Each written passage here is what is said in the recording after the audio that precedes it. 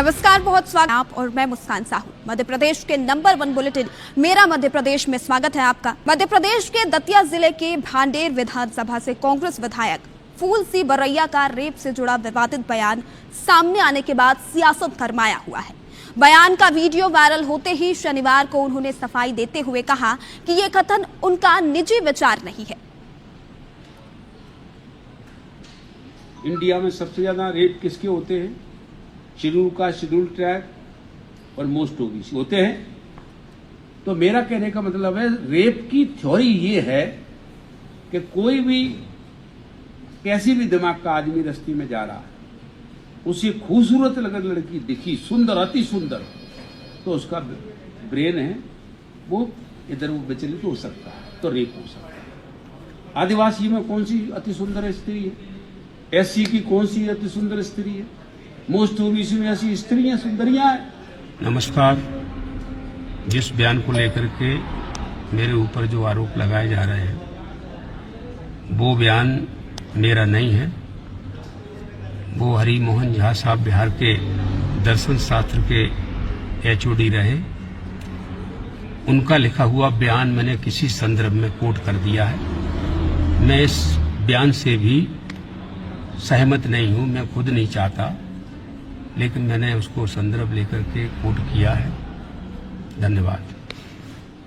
एक और बरैया के इस विवादित बयान पर सियासी घमासान तेज है, तो वहीं प्रदेश भर में बरैया के खिलाफ विरोध प्रदर्शन तेज है।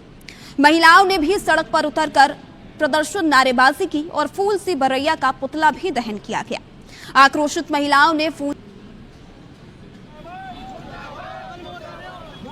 तो इस वक्त हम आपको दो तस्वीरें दिखा रहे हैं आक्रोशित महिलाओं की, गुना और मंडला की। दोनों ही जगहों पर आक्रोशित महिलाओं ने प्रदर्शन किया फूल सी बरैया के खिलाफ। आप तस्वीरें साफ देख सकते हैं किस तरीके से आक्रोशित महिलाओं ने पुतला दहन किया है। तो फूल सी बरैया के बयान तेजी से तूल पकड़ता जा रहा है। गुना और मंडला की तस्वीरें इस वक्त आप अपने टेलीविजन स्क्रीन पर देख सकते हैं। विरोध प्रदर्शन करते हुए महिलाएं फूल सी बरैया के तथाकथित पुतले को जलाते हुए नजर आ रही हैं। तो वहीं मैहर में भी बरैया के बयान को लेरप उबाल दिखा दी, जहां बीजेपी में विरोध में कांग्रेस विधायक फूल सी बरैया का पुतला फूंका गया।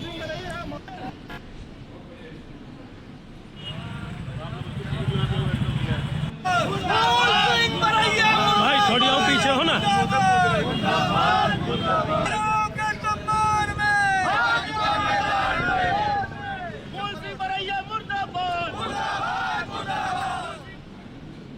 उनके बड़े नेता कहते हैं कि मध्य प्रदेश की महिलाएं सबसे ज़्यादा दारू पीती हैं। कभी एक उनके नेता कहते हैं कि महिलाएं, जो अभी उन्होंने टिप्पणी किया कि उनके बलात्कार के होते हैं और ये वो इस तरह की बातें। तो मुझे ऐसा लगता है कि उनको दिमागी बीमारी है, उनको इलाज करवाना चाहिए।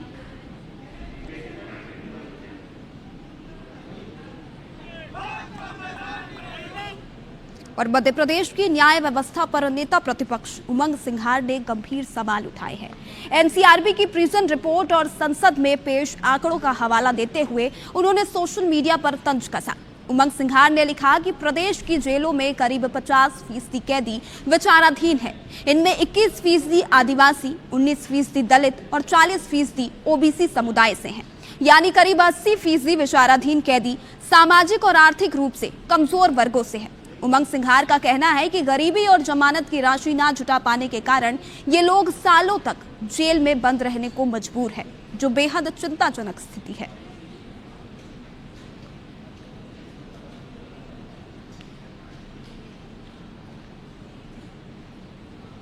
तो वहीं मध्य प्रदेश में भोपाल स्लॉटर हाउस कांड को लेकर एक बार फिर सियासी पारा चढ़ गया है।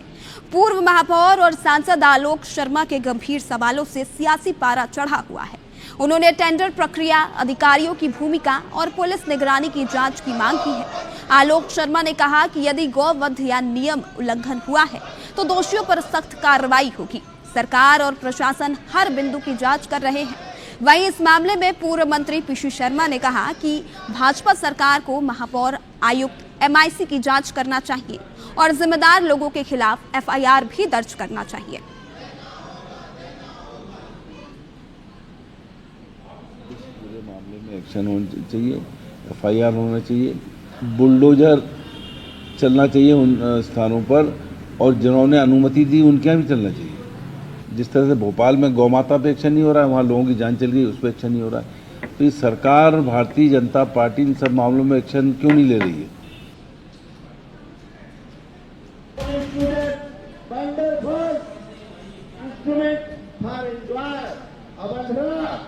तुम भी अपने एंजॉय वाली माँ से पैदा हुए ना, कितने लोगों ने एंजॉय किया है। तो राजधानी भोपाल से आपको बिग ब्रेकिंग बता रहे हैं। पूर्व विधायक RD प्रजापति का विवादित बयान सामने आया है। कथावाचकों पर उन्होंने विवादित टिप्पणी की है। कथावाचकों को जूते की माला पहनाकर नंगा घुमाया जाए। RD प्रजापति ने जगत गुरु रामभद्राचार्य पर निशाना साधा है। जगत गुरु रामभद्राचार्य को उन्होंने अंधाचार्य तक कह दिया है। तो वही धीरेन्द्र शास्त्री और अनिरुद्ध आचार्य पर तीखा हमला उन्होंने बोला है। व्यास गद्दी पर बैठकर करोड़ों की भीड़ में बहन बेटियों को गाली देते हैं। भले संतोष वर्मा को IAS पद से हटा दिया जाए, इन 5 बाबाओं को जूता की माला पहनाकर घुमाओ। तो OBC SC ST के आंदोलन में IAS संतोष भी मंच पर मौजूद है। तो RD प्रजापति ने ये बड़ा बयान दिया है। तुम भी अपने एंजॉय वाली माँ से पैदा हुए ना। राजधानी भोपाल से आपको इस वक्त की बड़ी खबर बता रहे। पूर्व विधायक है RD प्रजापति, उन्होंने बड़ा ही विवादित बयान दे दिया है। कथावाचकों पर उन्होंने विवादित टिप्पणी की है। 25 साल से 20 कराओ, 1000 बार रजिस्ट्री कराओ। बहन बेटियों के स्तन से पृथ्वी हिलने लगी है, रुद्राचार कहते हैं। अब आप बताइए, एक अंधाचार है, वो कहता है wonderful instrument, wonderful instrument for enjoy. अब अंधरा, तुम भी अपने एंजॉय वाली माँ से पैदा हुए ना, कितने लोगों ने एंजॉय किया है। कभी तुम्हारी आंखें खराब हो गई अंधरा। एक बाबा लाली लगाकर कहता है, अरे हमारी बहन बेटियां 25 साल से 20 साल जो आती है, वो 10 जगह मुंह मार के आती है, अपनी जवानी उतार के आती है। हमके ऊपर कार्रवाई क्यों नहीं? मैं चाहता हूँ हमको फांसी दी जाए। डॉक्टर वर्मा जी को, संतोष वर्मा जी को IAS हटा दिया जाए, लेकिन पहले उनके जूतों की माला पहनाकर नंगा घुमाया जाए, जो व्यास पीठ से बोलते हैं।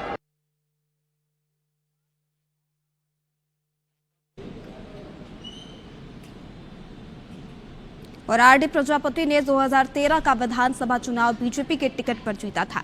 2018 में पार्टी ने उनका टिकट काटकर उनके बेटे राजेश प्रजापति को दे दिया था। राजेश प्रजापति 2018 से 2023 तक विधायक रहे। इस दौरान RD प्रजापति ने सपा ज्वाइन कर लिया। सपा के टिकट पर ही टीकमगढ़ से 2024 का लोकसभा चुनाव इन्होंने लड़ा था, जो कि वे हार गए।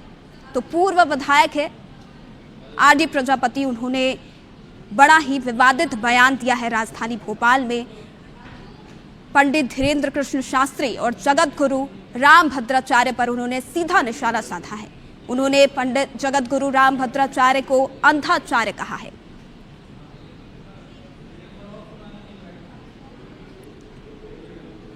और एक बार और सुनते हैं इन्होंने क्या कुछ कहा है।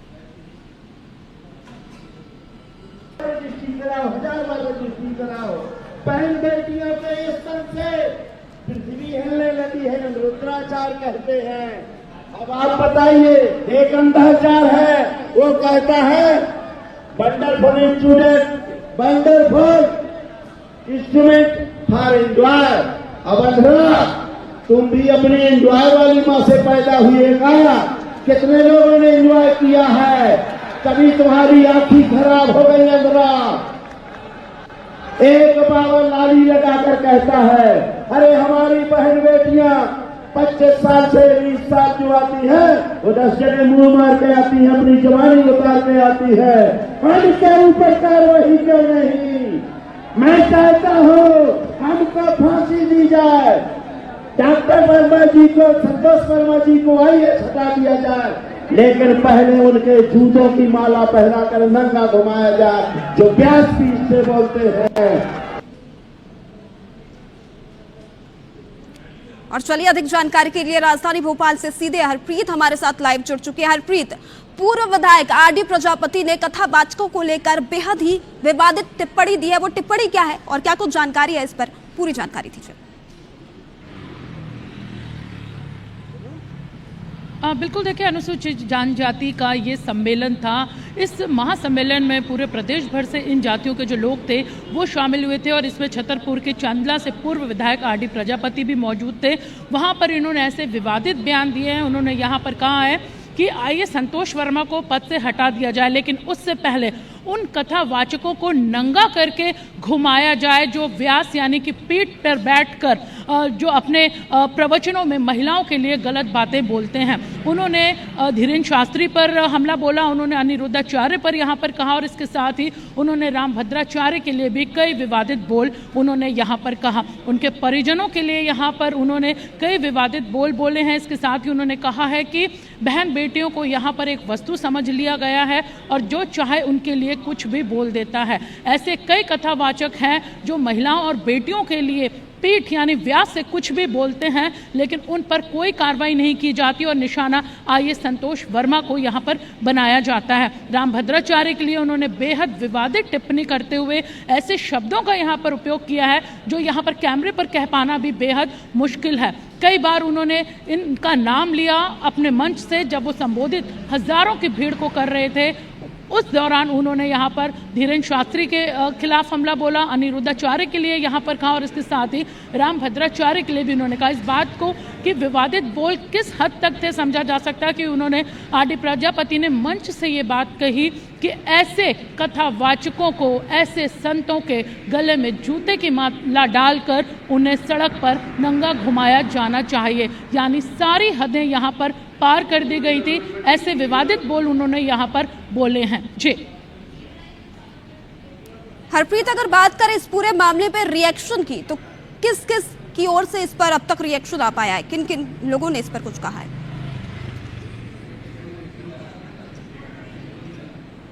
देखिए, जाहिर सी बात है कि अगर पूर्व विधायक आरडी प्रजापति को देखा जाए तो 2013 में ये बीजेपी से टिकट इन्हें मिली थी, चुनाव इन्होंने जीता था, लेकिन 2018 में इनके बेटे को टिकट दे दी गई थी, जिसके बाद इन्होंने सपा ज्वाइन कर ली थी। उसके बाद लोकसभा चुनाव 2024 में इन्होंने सपा के टिकट से लड़ा था टीकमगढ़ से, लेकिन ये हार गए थे।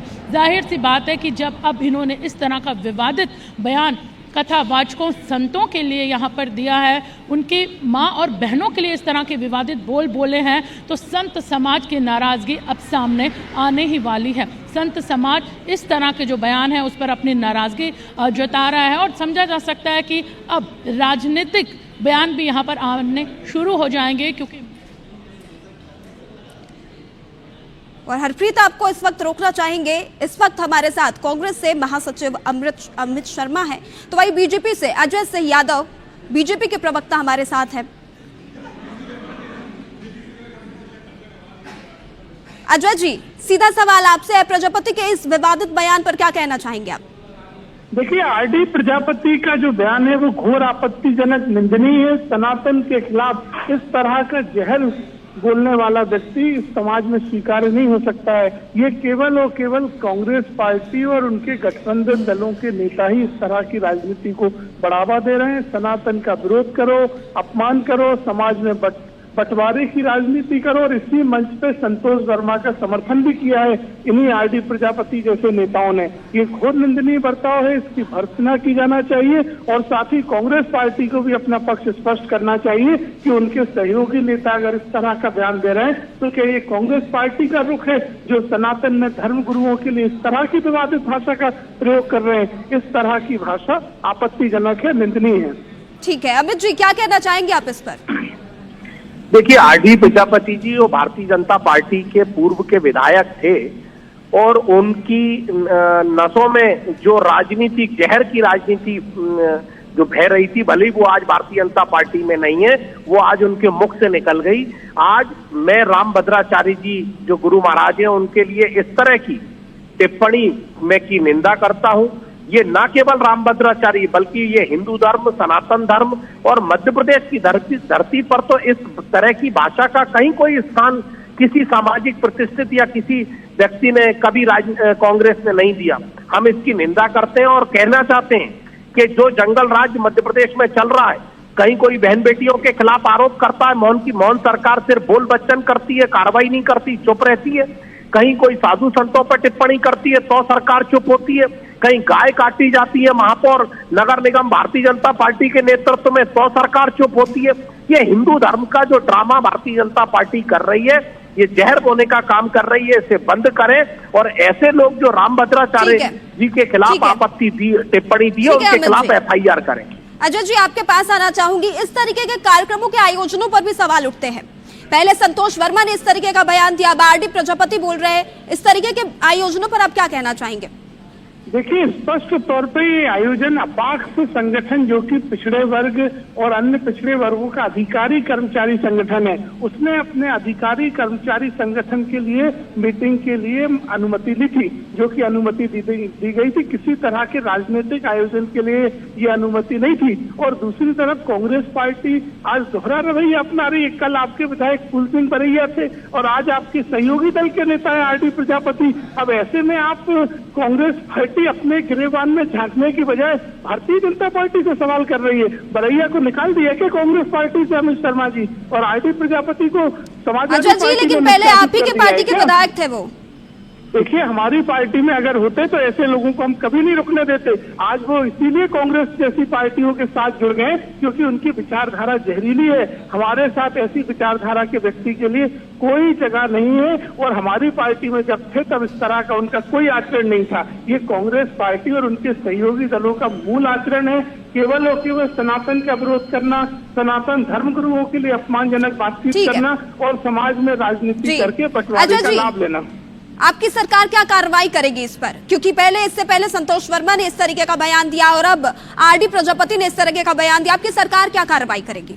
देखिए, संतोष वर्मा के मामले में सरकार द्वारा उनके सेवा समाप्ति के लिए प्रस्ताव केंद्र सरकार को भेज दिया गया है, जो कि जल्द ही स्वीकृत होगा। ऐसा व्यक्ति जो इस तरह का आचरण करे वो देश में समाज सेवा या सार्वजनिक तौर पर अधिकारी का दायित्व नहीं निभा सकता है। साथ ही RD प्रजापति के बर्ताव के मामले में भी सरकार कानूनी पक्षों के ऊपर कार्रवाई करेगी। इस तरह के व्यक्ति को बख्शा नहीं जाएगा। ठीक है, अमित जी आपके पास आना चाहूंगी। सारा ठीकरा अजय सिंह जी आपके ऊपर फोड़ रहे हैं क्योंकि आपका उन्हें सहकर्मी बताया जा रहा है, क्या कहना चाहेंगे इस पर? देखिए, मैंने कहा ना कि भारतीय जनता पार्टी के वो पूर्व विधायक थे, अजय भाई भूल गए कि वो कांग्रेस से नहीं थे। और मैं याद दिला दूं इनको कि विजय शाह की टिप्पणी जो सेना की एक बड़े, सुन लीजिए, गाय कटवा रहे हैं आप लोग। हिंदू धर्म पर नाम पर धब्बा बना हुआ गाय कटा रही है आपकी महापौर। 3 इंजन की सरकार मध्य प्रदेश में गाय कटा रही है, अनलगढ़ शब्दों का उपयोग करा रहे हैं और आप यहाँ हिंदू धर्म की ठेकेदारी पर जहर बोने का काम कर रहे हैं। सरकार आपकी है क्या? मोहन यादव ने चूड़ियां पहन रखी हैं, क्यों नहीं FIR लॉन्च करी? सरकार में दम है तो भूरिया के खिलाफ FIR दर्ज करे। अरे सरकार में दम है तो सरकार FIR लॉन्च करे। क्यों इधर-उधर मसले भाग रही है? भारतीय जनता बरैया तो आपकी पार्टी का नेता है, उसको निकाल। अरे बरैया हमारी पार्टी के नेता है। विजय शाह को भूल गए? जो मंत्री है विजय शाह को याद रखिए। जहर बोने का काम बंद करिए, मुद्दे पर बात करिए। आज जो रामभद्राचार्य जी के खिलाफ जो टिप्पणी करी है, अभी तक उसके खिलाफ सरकार ने FIR क्यों नहीं करी? एजेंडा है, इस एजेंडे के अमित शर्मा जी और अजय जी, आप दोनों ने ही इस मुद्दे पर अपने अपने विचार रखे, इसके लिए आपका धन्यवाद।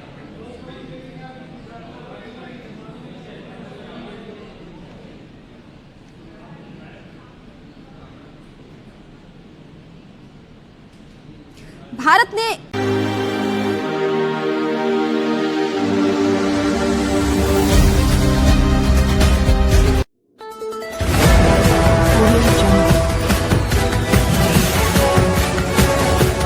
MP लाइव टीवी आपको रखे अपडेट, सच जो हम आपको बताएंगे। ऐसी ही तमाम खबरों से अपडेट रहने के लिए MP live TV news channel को सब्सक्राइब करना ना भूले।